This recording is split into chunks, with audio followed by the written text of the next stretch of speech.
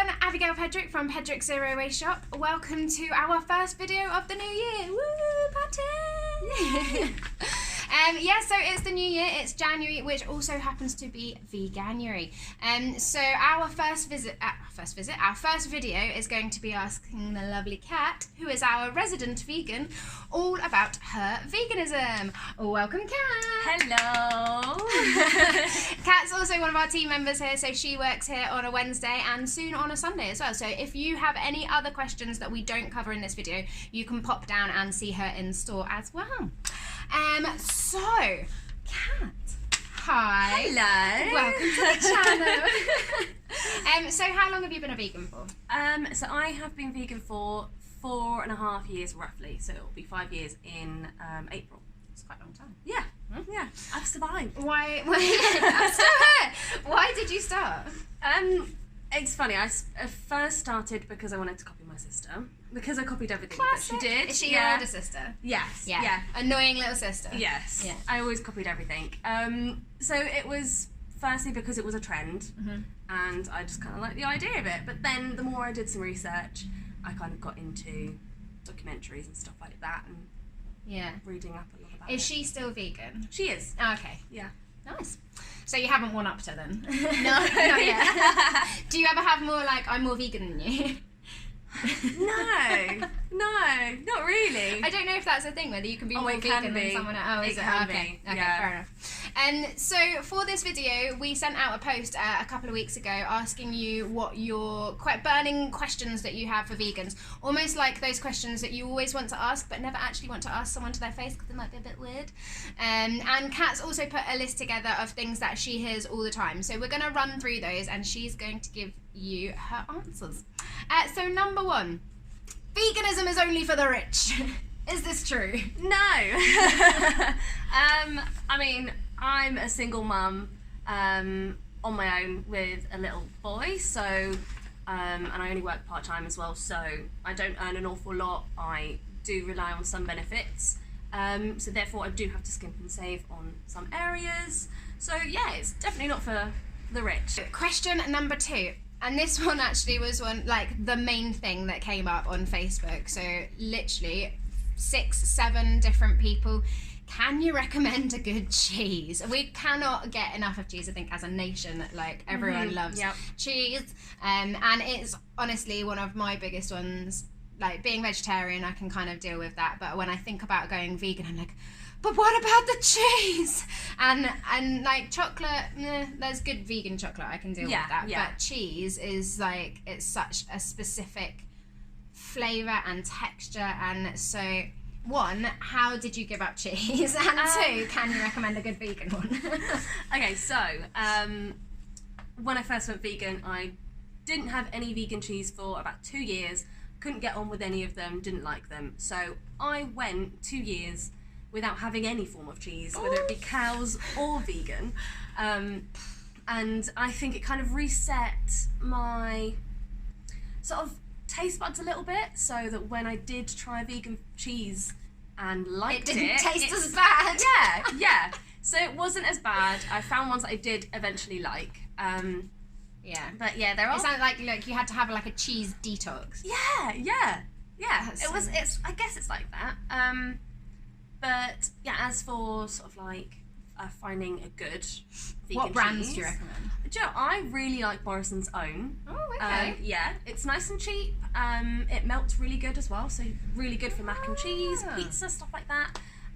But there's actually a vegan cheesemonger in Brixton called La Fromagerie. Oh, I've heard of that. Yeah, so it's La Fromagerie, F-A-U-X, like the French waffles, which is brilliant because I love a play on words.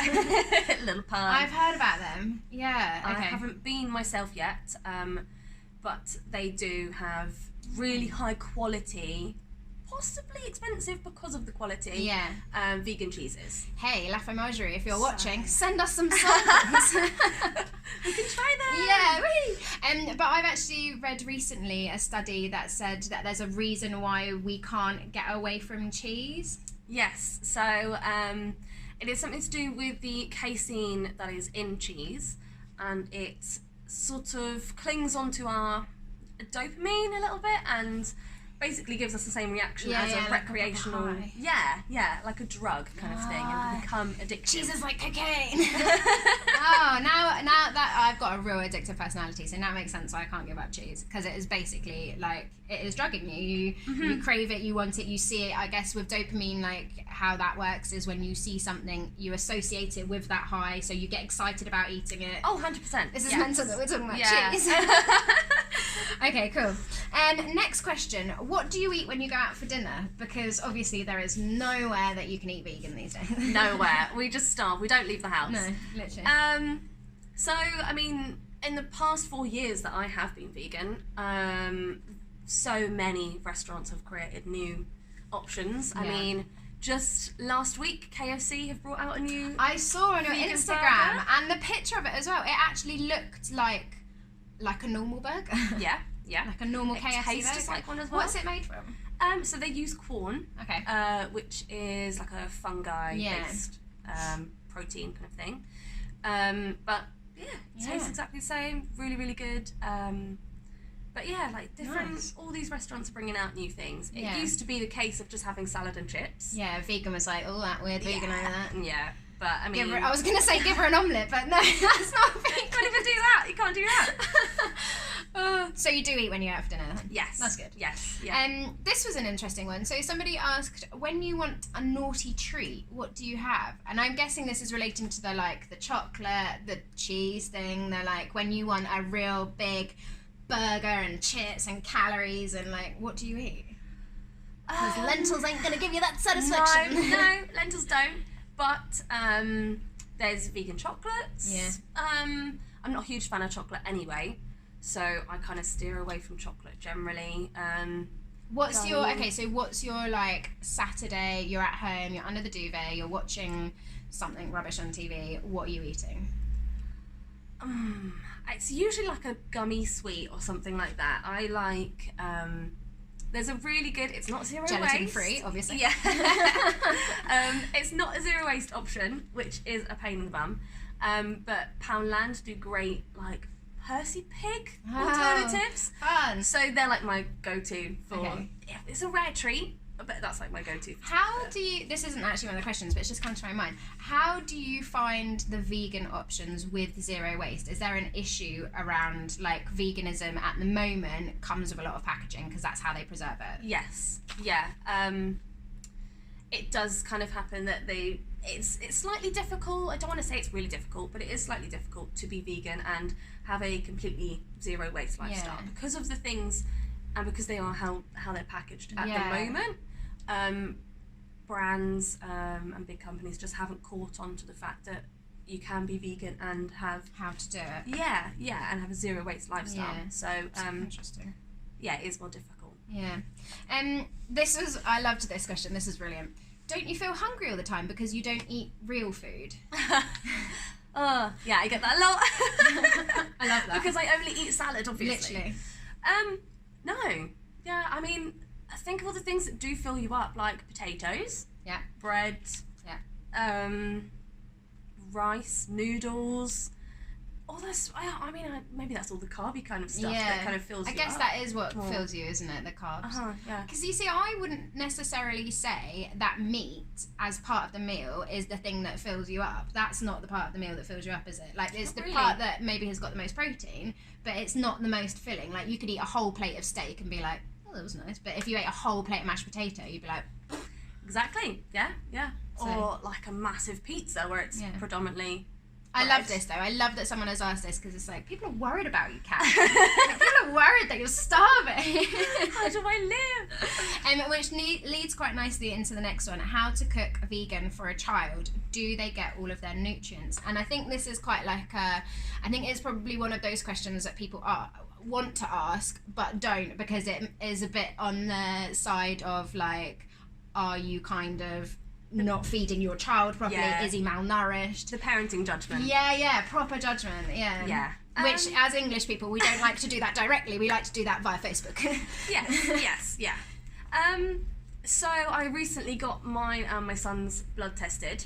I've never had my bloods tested until recently. So as a 4-year-long vegan, I've never had it done. Yeah. And my son is a 2-year vegan from conception.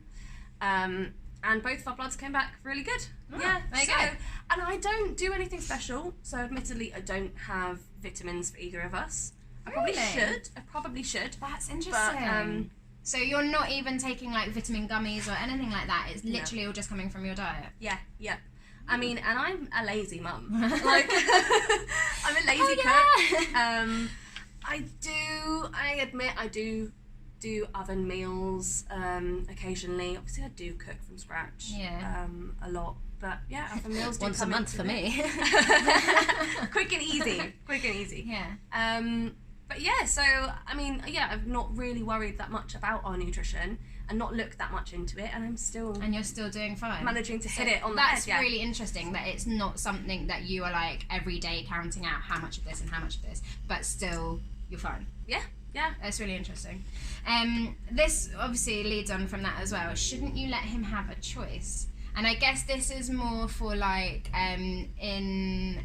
this could be a misunderstanding, because I know I've heard some people definitely say before, if he's been vegan from birth, he's not going to be able to eat meat when he's older because his body won't be able to digest it or something like that. Is that legit? Or I don't know about meat.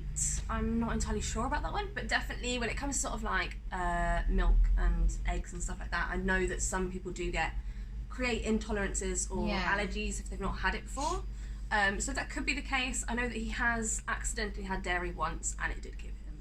Oh, did it? Yes. Oh, so there probably is a bit of an intolerance there because of not having it. So how do you feel about that? Like him theoretically kind of being like an enforced vegan? So I get this quite a lot, and the main thing that you've really got to think about as a parent is that no matter what diet you follow, you are putting your diet onto your child, no matter what diet that is.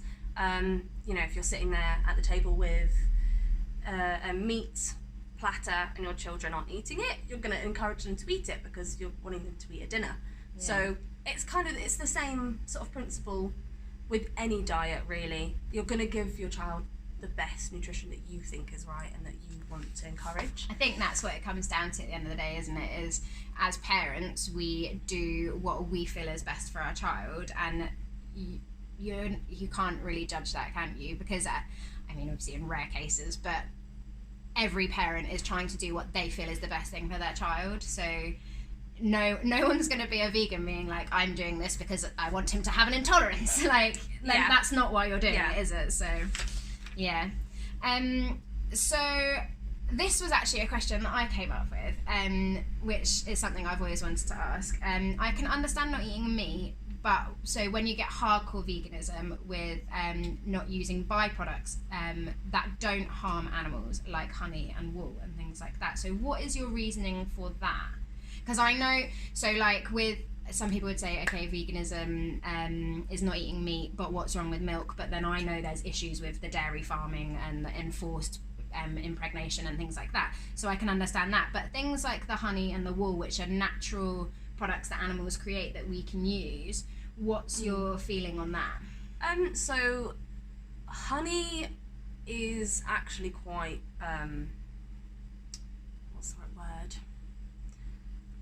Honey is still quite sort of like a bad industry as a whole anyway. When you dig quite deep and sort of pull up a lot of videos of, they can put them in sort of like machines where they literally just pull out combs, there's still bees attached, they get crushed and stuff like that. Yeah.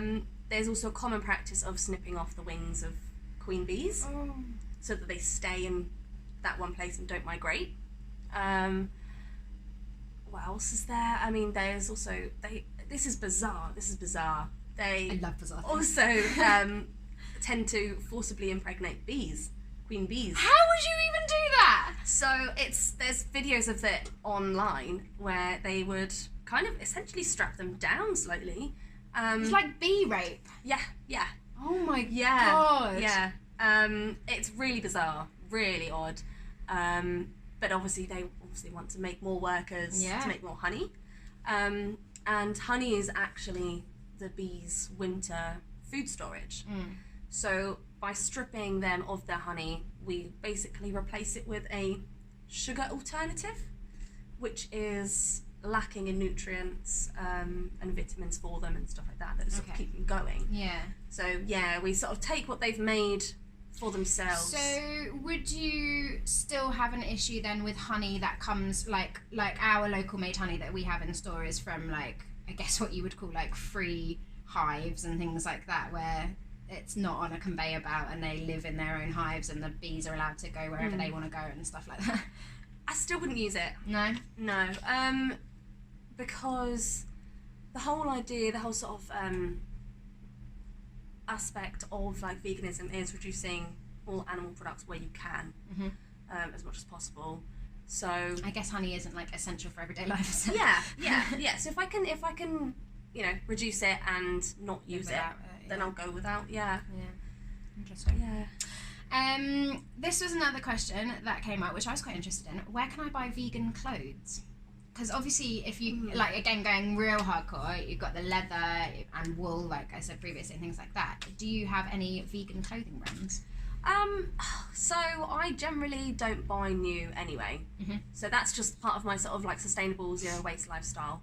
I will shop in charity shops. So it doesn't really matter what brand I buy if it's in a charity shop because it's already been produced. Yeah. But for vegan companies, there's quite a few knocking around. I mean, even Marks and Spencer's are doing sort of like vegan shoes now. Yeah, I saw that. Stuff like that. I mean, this is my favourite brand.